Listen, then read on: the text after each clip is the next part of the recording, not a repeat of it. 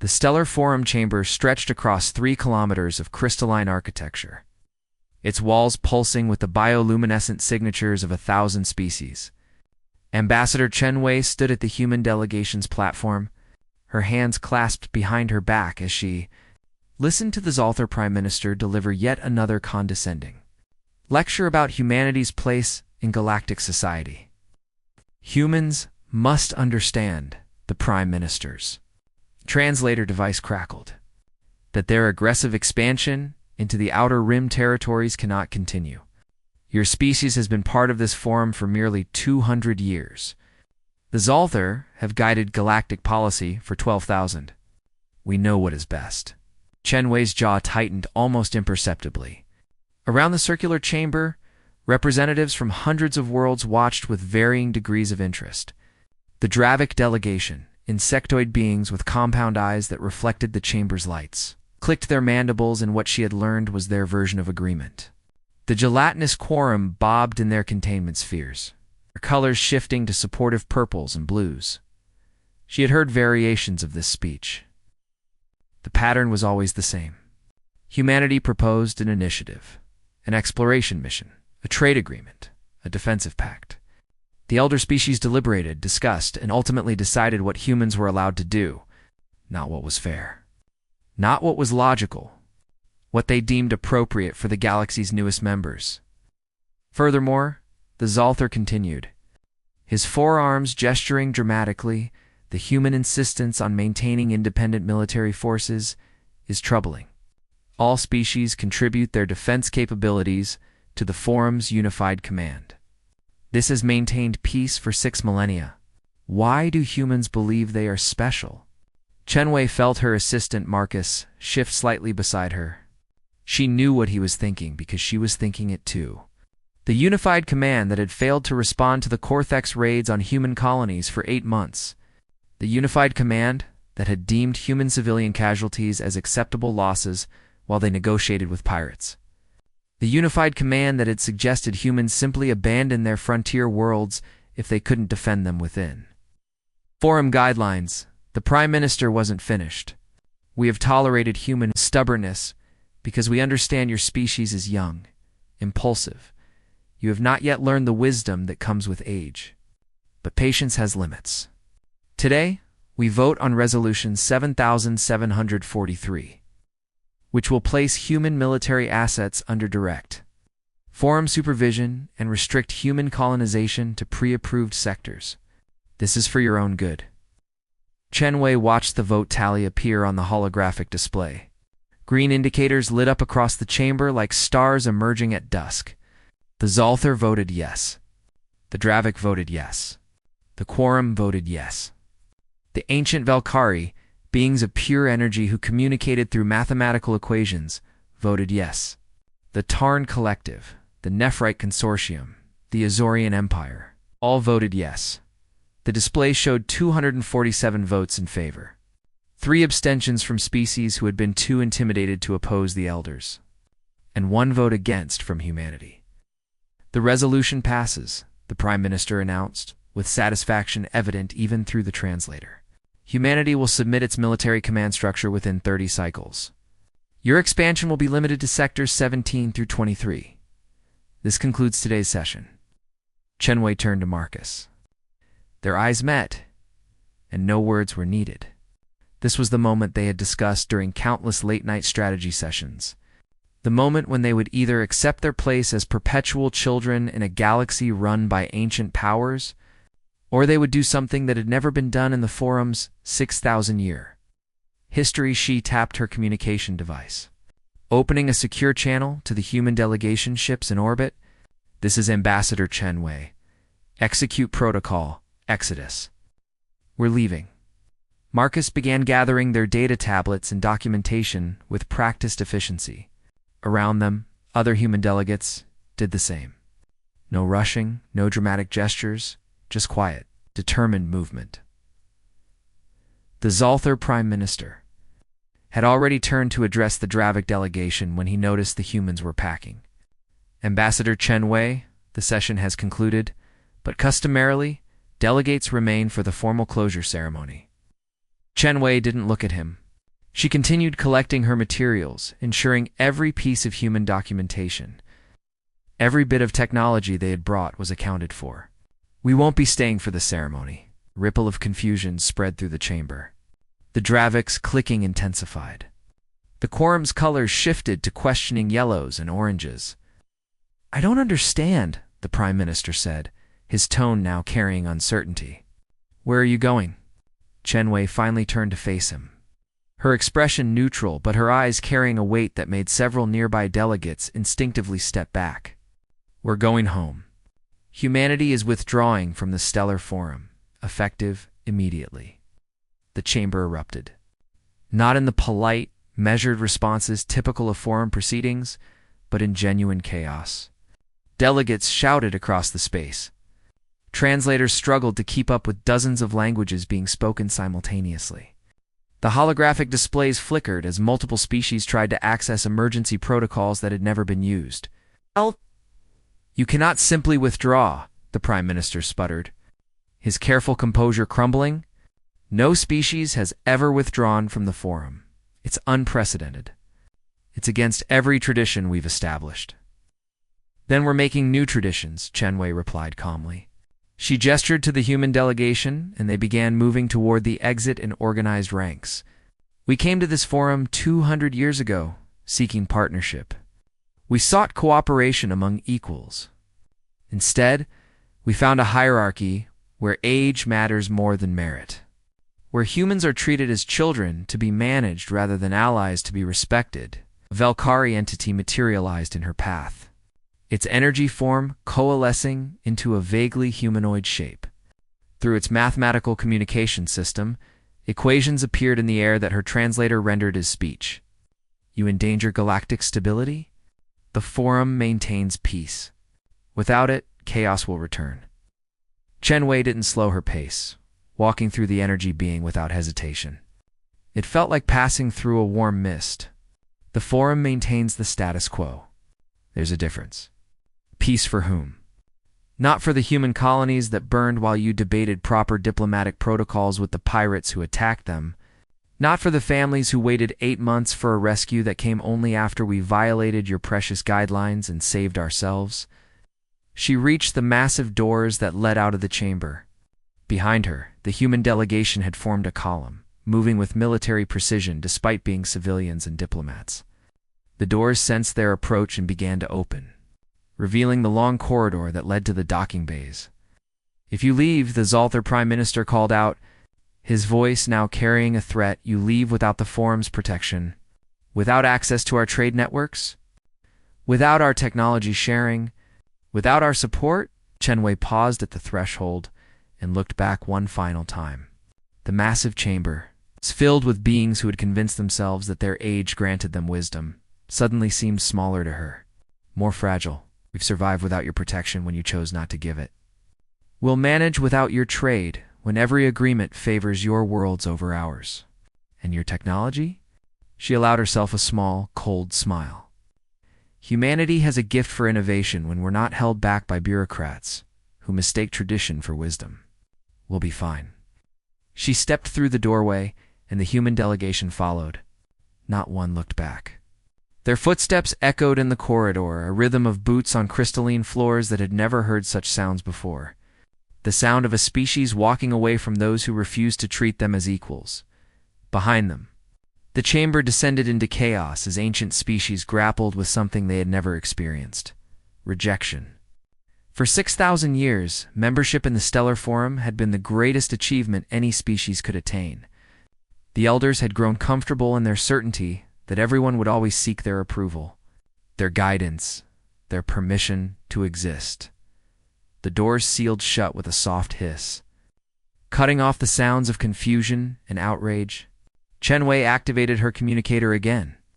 "Ambassador Chen Wei to Fleet Command. Prepare for immediate departure. We're coming home, and we're doing it our way from now on." In the docking bay, human ships powered up their engines, ready to carry their people back to Earth and the colonies beyond. They would leave the Stellar Forum behind, but they would not leave in shame or defeat. They left with their dignity intact and their future in their own hands, whatever that future might bring. The Zalthar Prime Minister stood frozen at his platform for nearly a full minute after the humans departed. Around him, the chamber had descended into the worst disruption in forum history.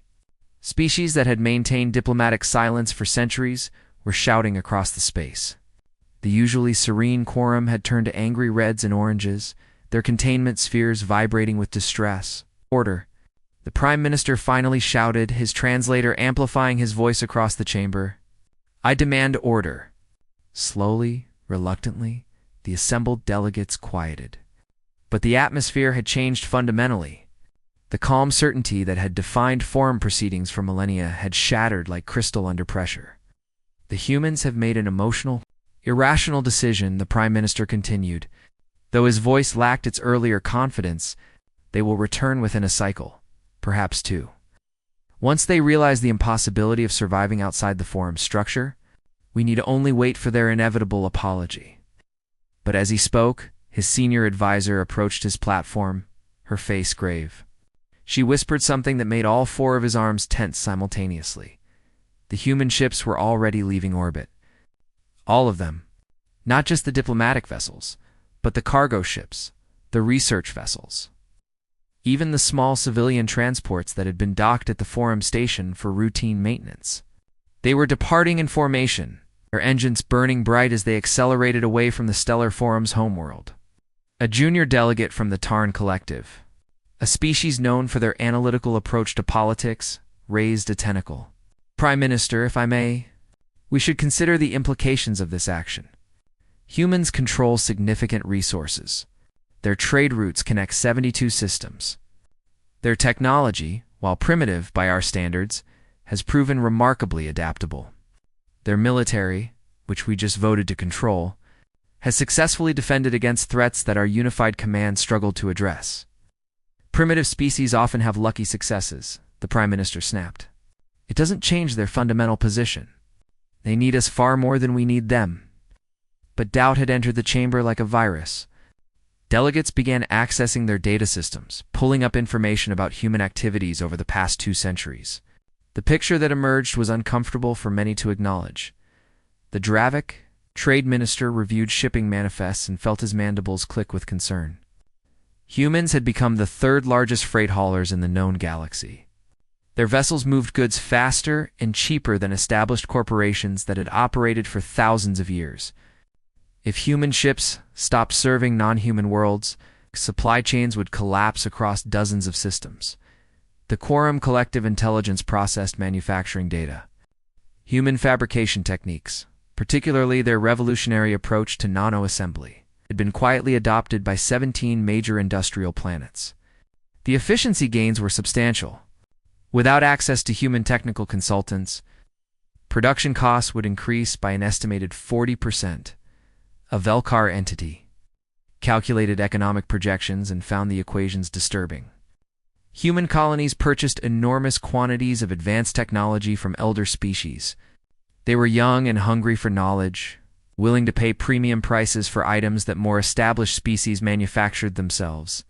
The loss of the human market would impact the economies of over 100 worlds.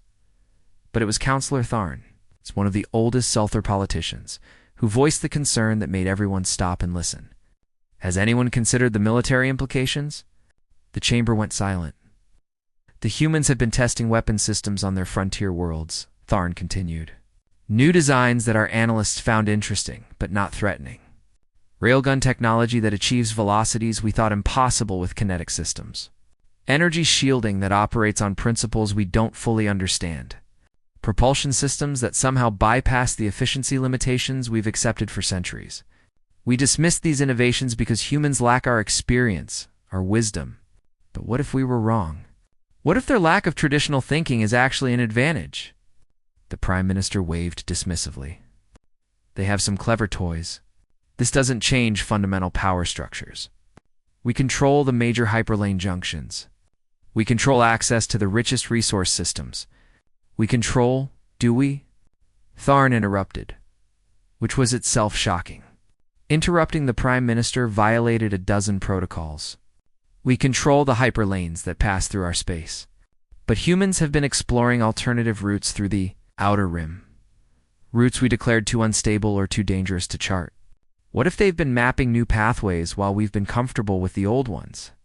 A Nephrite diplomat activated a star chart, projecting it above the chamber's center. The established hyperlane network glowed in blue. A web of connections between civilized worlds that had been used for thousands of years. Then she overlaid human exploration data in red. The sight made several delegates gasp. The humans had been busy. Very busy. Their exploration ships had charted dozens of previously unknown stable passages through regions of space.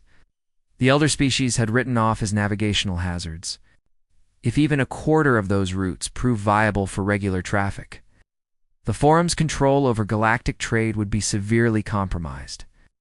They've been preparing for this, Tharn said quietly. For how long, I wonder? Years? Decades? While we patted them on their heads and told them what they could and couldn't do, they were building infrastructure we didn't even know existed. The Prime Minister's skin had paled to a sickly gray. That's speculation. We don't know what their true capabilities are. Exactly, Tharn replied. And whose fault is that? We treated them like children, so they hid their toys from us like children do. But children grow up, Prime Minister, and we were too arrogant to notice. A communication alert chimed across the chamber. The Forum's communications director appeared on holographic displays, her face troubled. Honored delegates, I'm receiving reports from across the network. Human personnel are evacuating Forum facilities. Scientists from research stations, trade representatives from commercial hubs, cultural liaisons from embassy worlds, they're all leaving simultaneously. How many? Someone asked. All of them. Every human citizen in Forum space is moving toward human-controlled territory. It's an organized withdrawal on a massive scale. The logistics alone are staggering. The Dravik trade minister felt a cold sensation in his thorax. That level of coordination doesn't happen overnight. They've been planning this evacuation for months, maybe years. Every human, in every position, ready to leave on command. What kind of species manages that level of operational security? A species that's been at war recently enough to remember how, Tharn answered. We read their history and saw primitive conflicts over resources and territory. We missed the part where they learned to coordinate planetary-scale operations under pressure, where they developed the cultural unity to execute complex plans without leaks or failures. The communication director's expression grew more distressed. There's more. Human colonies are activating defense networks we didn't know they had. Orbital platforms, satellite grids, planetary shields. They're not preparing to negotiate. They're preparing for the possibility of conflict. This is outrageous. The Prime Minister exploded. They were supposed to be transparent about their military capabilities. This is a violation of Forum regulations. They're not bound by Forum regulations anymore, Tharn reminded him coldly. They left, remember? Which means every restriction we placed on them, every limitation we enforced, is no longer valid. They can build whatever they want, deploy whatever they want, do whatever they want, and we have no idea what they're actually capable of. A younger delegate from the Azurian Empire stood, her crystalline wings reflecting the chamber's lights. Perhaps we should attempt diplomacy. Send envoys to explain that the resolution can be reconsidered, that we're willing to discuss their concerns? Based on what leverage? Tharn asked. We just voted to take control of their military. We voted to restrict their expansion. We've spent 2 centuries treating them as inferiors. And now you want to negotiate? What do we have to offer them that they can't take or build themselves? The silence that followed was deafening. The elder species of the Stellar Forum, beings who had shaped galactic civilization for thousands of years, suddenly found themselves in a position they had never experienced. They were no longer the ones with all the power. The humans had walked away, and with their departure, they had taken more than just their ships and personnel. They had taken the certainty that the old order was permanent and unchangeable. The Prime Minister slumped in his seat, looking older than his 280 years. What have we done? He whispered, though his translator picked up the words and broadcast them across the chamber. No one had an answer. The holographic displays showed human ships disappearing into hyperspace, one by one, heading back to their own territory. Behind them, they left empty docks, vacant research facilities, and closed trade offices. But more than that, they left a question that every species in the forum would have to answer. What happened now that humanity had decided they didn't need permission anymore? The vote tally for Resolution 7743 still glowed on the central display. 240. 6 days after humanity's departure from the stellar forum, the first cracks began to show across the galactic economy. Ambassador Chen Wei watched the reports flood in from her office on Earth. A small smile playing at her lips despite the gravity of the situation. The Dravik Commercial Federation had filed an emergency petition with the forum requesting immediate intervention. 3 of their major shipping lanes had ground to a halt when human freight vessels stopped accepting contracts.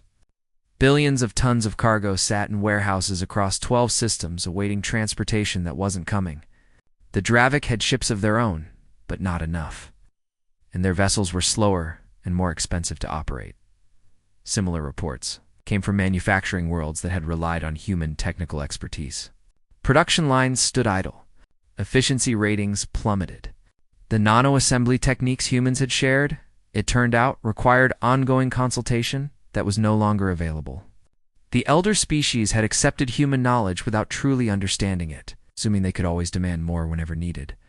Marcus entered her office, carrying another stack of data tablets. The forum has sent their 4th communication request in 2 days. They're getting desperate. Let them wait, Chen Wei replied, her eyes still on the scrolling reports. They made us wait 8 months while our colonies burned. They can wait a few days for a conversation. There's something else, Marcus continued, his expression troubled. The Cortex pirates hit another convoy. But this time, it wasn't a human target. They attacked a Nephrite cargo fleet in Sector 29, killed 3,000 beings, and made off with a fortune in processed minerals. Chen Wei's smile vanished. She had expected economic disruption, political chaos, even panic among the elder species. But she hadn't wanted innocent beings to die. The forum's unified command responded. Eventually, 12 hours after the attack, same pattern as when they ignored our colonies. By the time their ships arrived, the pirates were long gone. She stood and walked to the window, looking out over the recovery zone where New Beijing was being rebuilt. The city had been one of the Cortex targets during the raids that the forum deemed acceptable losses while they negotiated. 2 million humans had died waiting for help that came too late. She couldn't let anger over that cloud her judgment now. Send a secure message to the Nephrite government, she said quietly. Offer our condolences and our assistance if they want it. Make it clear the offer is to them directly, not through the forum. And Marcus?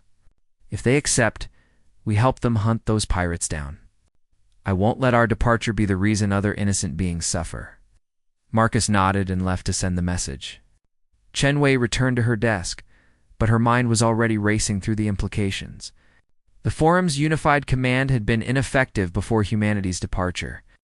Without human intelligence gathering, without human rapid response capabilities, without human tactical innovation, they were even worse. The galaxy was learning a hard lesson about what humanity had been quietly contributing all along. Her communication console chimed. A priority message from Admiral Okoye, commanding the Human Defense Fleet. She accepted the connection. Admiral? What's the situation? Okoye's weathered face appeared on the screen, her expression grim. We've detected unusual movement along the rim, not the Cortex pirates. Bigger. 3 different species we've been monitoring have started repositioning military assets. The Tarn Collective is moving warships toward their border with our territory. The Azurian Empire is conducting fleet exercises uncomfortably close to our trade routes. The Valkyrie are doing something with their energy matrices that our sensors can't fully interpret. Chen Wei felt her stomach tighten. Are they coordinating? Is this a forum military action? That's what's strange. They're not coordinating. They're competing. It's like they're all trying to figure out who's going to test humanity's defenses first. Who's going to see if we're actually as capable as we implied when we walked out? Or who's going to try to force us back into the forum on less favorable terms, Chen Wei added. They're scared of what it means if we succeed outside their system. If we prove that species don't need the forum to thrive, their entire power structure collapses. So what do? Show force? Try to intimidate them back. Or pull our fleets in and play defensive? Chen Wei thought for a long moment. This was the decision that would define humanity's future relationship with the galaxy. Show too much strength, and they'd provoke the very conflict they wanted to avoid. Show too little, and they'd invite aggression from species that respected only power. Neither, she said finally. We do what we've always done best. We innovate. Admiral, remember those experimental weapon platforms we've been developing? The ones the forums specifically banned under their technology restriction clauses? Okoi's eyes lit up with understanding. The ones we're no longer bound by forum law to keep mothballed? Those platforms? Deploy them along our borders. Not as an aggressive move, as a very clear defensive perimeter. Make sure every species with ships near our territory gets a good look at what we've been working on. Let them understand that leaving the forum didn't make us weaker. It made us free to use everything we're capable of. The elder species are going to lose their minds when they see what we've built, Good Chen Wei replied. Let them. They voted to control our military because they were afraid of what we might do with it. Let's show them exactly why they should have treated us as partners instead of children. After the Admiral disconnected, Chen Wei pulled up classified reports from Human Intelligence Services. What she read there both worried and encouraged her. Worried because it showed just how much chaos humanity's departure had triggered. Encouraged because it showed that not all species were hostile to the change. The Terran Confederacy, mid-level power in foreign politics, had quietly opened bactional communications with human diplomats. They were interested in discussing direct trade agreements outside forum regulations. The message was cautiously worded, but the meaning was clear.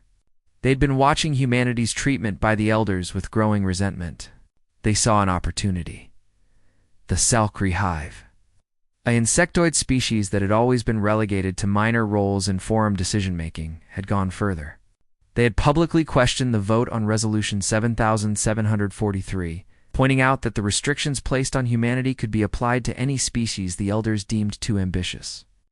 It was the first time in recorded history that a forum member had openly criticized the elder species' decisions. Chen Wei began composing a careful response to the Terran Confederacy. This was delicate work. If they moved too fast to build alliances, the elder species would see it as an attempt to create a rival power bloc. That would give them justification for military action, framing it as defense of galactic stability. But if they moved too slowly, they'd miss opportunities to build the relationships that could make humanity's independence sustainable. Her console chimed again. This time, it was a direct message from Counselor Tharn of the Zalthar. She almost deleted it unread, but something made her hesitate. The message had bypassed official channels. This wasn't a forum communication. This was personal. She opened it and read, then read it again, then sat back in her chair, stunned. Tern was offering to meet secretly, without the forum's knowledge. He wanted to discuss what he called the transitional period. He acknowledged that the forum had made mistakes in its treatment of humanity. He suggested that both sides needed to find a path forward that didn't end in conflict or economic collapse, but the most shocking part was his warning. 3 senior members of the forum's military council were discussing a preemptive strike against human territory. They argued that humanity needed to be brought back into compliance before other species got similar ideas. Tharn claimed he was in the minority opposing this action, but his influence was limited. Chen Wei immediately forwarded the message to Admiral Koi and the Security Council with a priority flag.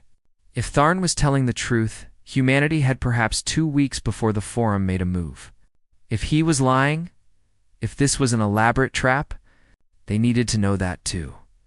She composed a carefully neutral response to Tharn, agreeing to a meeting but insisting on a neutral location and strict security protocols.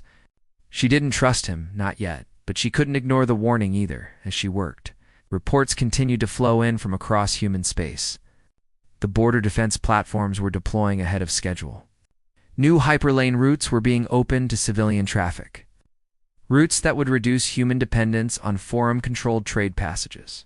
Colonial governments were implementing the self-sufficiency protocols that had been developed over the past decade. Everything humanity had been quietly preparing for was coming together. But preparation and execution were different things. They had walked out of the forum confident that they could survive independently. Now, they had to prove it. And they had to do it while the entire galaxy watched, waiting to see if the young species that had dared to say no would thrive or collapse. Chen Wei pulled up a secure channel to the lunar shipyards. Construction crews were working triple shifts to complete the new generation of human vessels, faster than anything currently in service, better armed, incorporating technology that the Forum had either banned or never thought to. The meeting with Counselor Tharn took place on a desolate moon orbiting a gas giant in neutral space. It's exactly halfway between human territory and the Zalthar homeworlds. Chen Wei arrived aboard a small diplomatic shuttle, accompanied only by Marcus and 2 security officers. If this was a trap, she'd made peace with that possibility. Sometimes you had to take risks to prevent wars.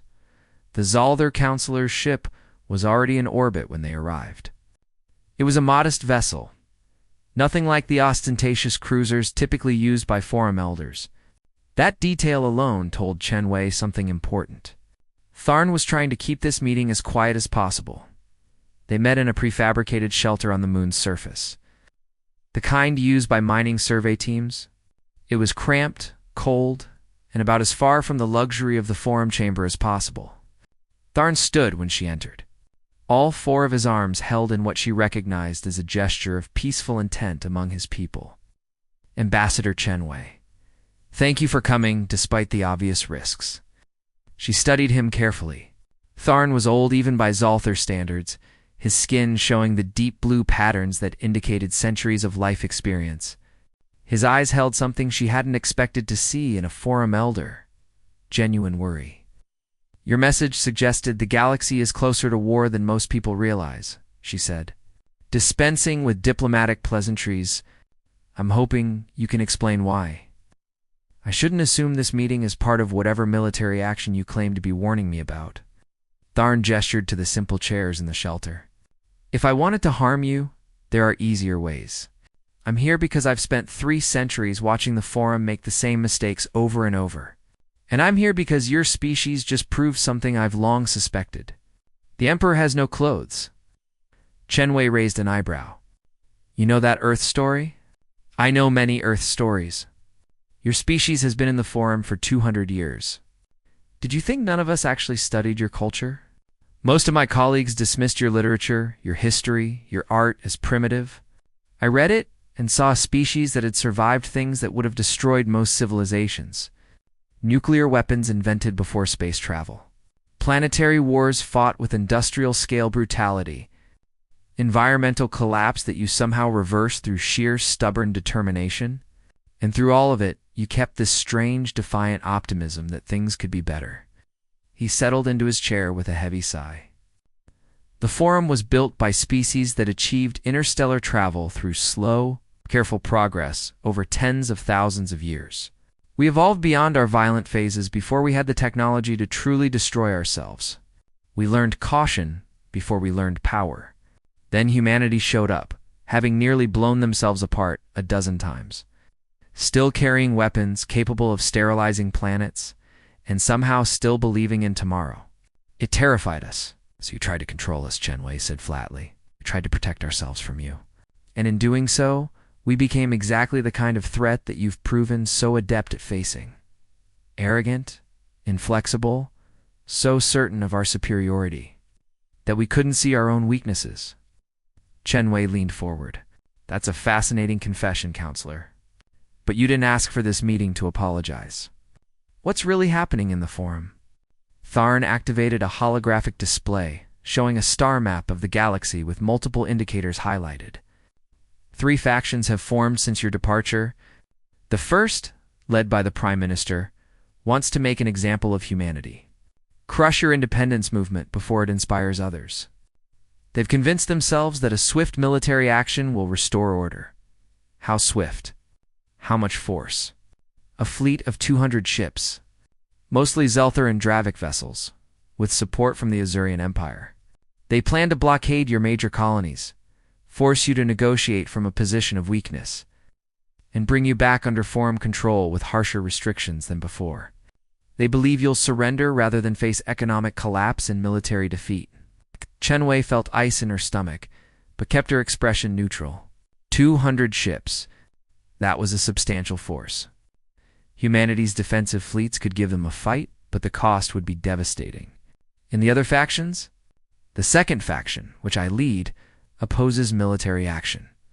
We advocate for diplomatic engagement, recognition that the forum's structure needs reform. We want to negotiate with humanity as equals and use this crisis to modernize the entire system. We're the smallest faction, unfortunately, and the third. Tharn's expression grew darker. The opportunists.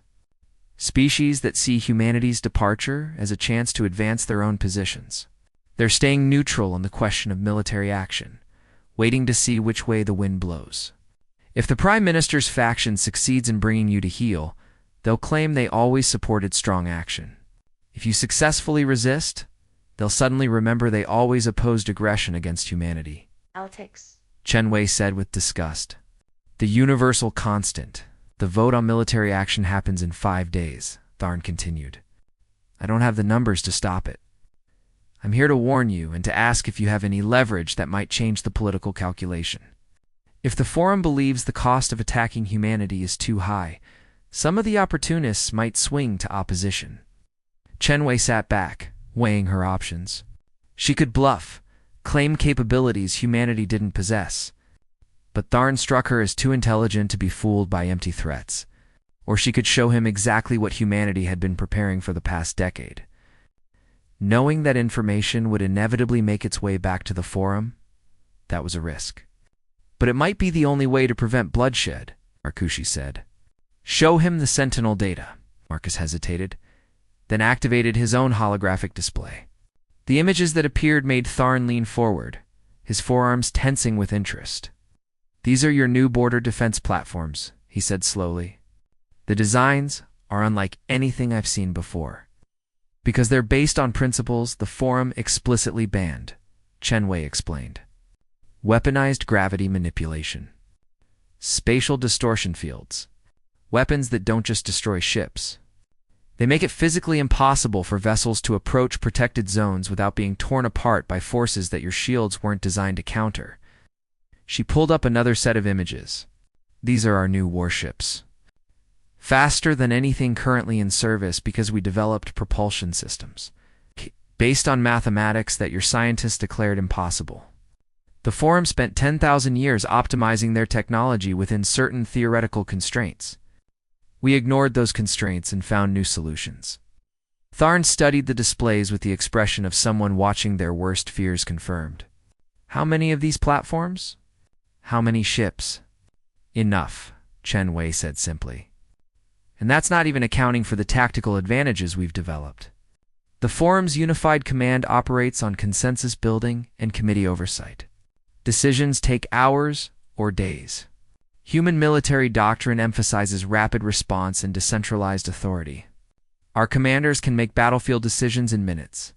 In fleet combat, that's the difference between victory and annihilation. You're saying that if the Forum attacks, they'll lose? I'm saying the victory won't be worth the cost. Yes, the Forum has more ships overall. Yes, they have more resources, more manufacturing capability, more everything. But they'll have to concentrate that force to attack us, leaving their own territories vulnerable. And every ship they lose is one less ship protecting trade routes from pirates. One less ship maintaining the peace among species that have old grievances. The Forum's power isn't just military. It's based on the belief that they can maintain stability. If we bloody their nose badly enough, that belief shatters. Thorn was silent for a long moment. You've essentially built a military specifically designed to defeat the Forum's unified command. How long have you been planning this? Since the first time you told us we couldn't defend our own colonies without permission, Chen Wei replied. Since the first time we watched our people die while your committees debated proper protocols, we didn't want to leave the Forum, Counselor. We wanted to be partners. But you insisted on being rulers instead. So we prepared for the day when we'd have to stand on our own. If I share this information with the other counselors, some will see it as proof that humanity is a threat that must be eliminated immediately. Perhaps.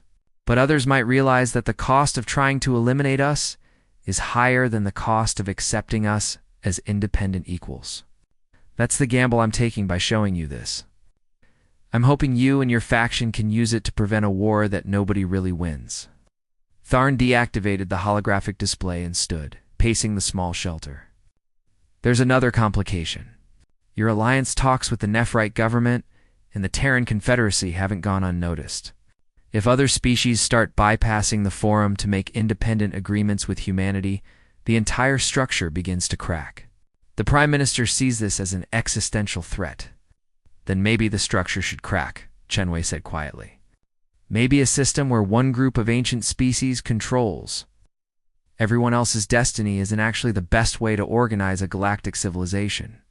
Maybe there's room for something different, something more flexible, something where species can choose their own paths. That's chaos, Tharn said, but his tone wasn't condemning. The vote was scheduled for midday Forum Standard Time.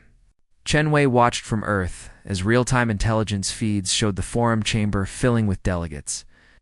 Every species had sent their highest-ranking representatives. Whatever happened today would reshape the galaxy. Everyone knew it. Admiral Okoye appeared on her communications screen, her command center visible behind her. All fleets are at battle stations. Defense platforms are active.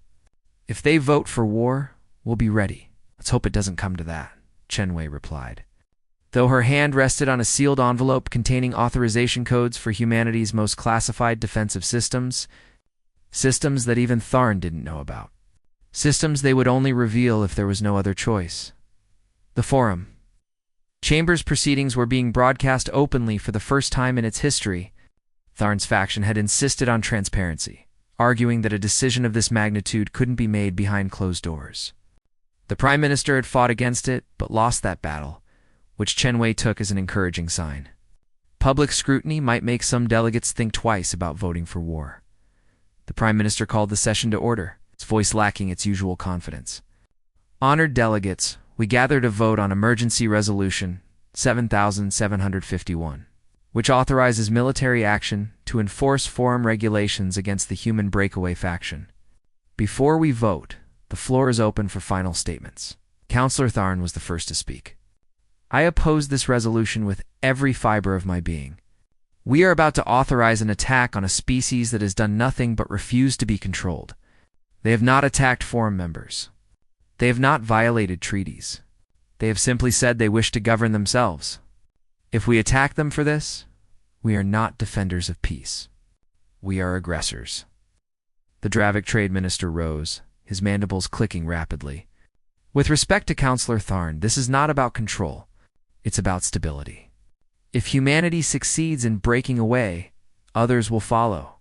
The structure that has maintained peace for 6,000 years will collapse. We must act to preserve order. A Quorum collective speaker pulsed with deep purple colors. The Quorum have reviewed the economic data. Human departure has already cost the Forum economy trillions of credits. Their trade routes, their shipping services, their technical expertise, all gone. Military action will only make this worse. We must find a diplomatic solution. There is no diplomatic solution, the Prime Minister cut in. The humans have made that clear. They refuse to negotiate their return. They are building alliances outside the Forum. They are deploying weapons. Systems in violation of regulations they claim no longer apply to them. If we do nothing, we appear weak, and weakness invites chaos. Chenwei watched as speaker after speaker rose to argue their position. The chamber was divided, that much was clear. But divided enough to stop the vote? She wasn't certain. Then something unexpected happened. A delegate from the Salkri hive, a species that had never spoken during a major debate in living memory, requested the floor. The Prime Minister looked surprised but granted it. The Salkri representative spoke in a clicking, chittering language that the translators rendered as, "The Salkri hive has existed in the Forum for 4,000 years. In that time, we have faithfully followed every regulation, accepted every decision made by the elder species, and never once questioned the hierarchy that places us beneath the Zalthar, the Dravik, the Valkyrie, and dozens of others. We did this because we believed the system was just, that our place in it was earned by merit, not imposed by age and power. The chamber had gone completely silent. Delegates who had been whispering to aides or reviewing data now gave the Salkyrie their full attention.